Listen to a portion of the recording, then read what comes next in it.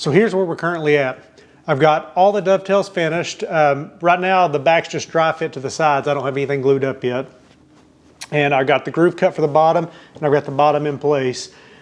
And my original plan was to leave the front off and go ahead and cut all the dividers. That way it would just be easier to film, you know, with the front off and get everything where I wanted it. But other than the chainsaws, I'm not sure yet. And I'm not even positive on those, I guess, because I've got so many little things. Like I've got my, you know, the faller's belt here, the bars, my stump vise, my whetstone, my wedges, files, file brush. You know, I've got this little pouch that I bought thinking I would use it as a logger's belt, but absolutely hate this thing. So I just use it to carry like my brush I use to wipe off my chainsaws before I open up the bar oil, some extra files.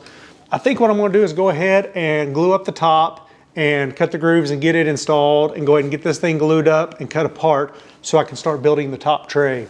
Once I build the tray and see what all I can fit of this in that tray, then I'll know what I have to get down in the box. And I may also be able to incorporate some of this storage into the lid. Leave me some comments telling me if you got any ideas of, you know, ways I might store things.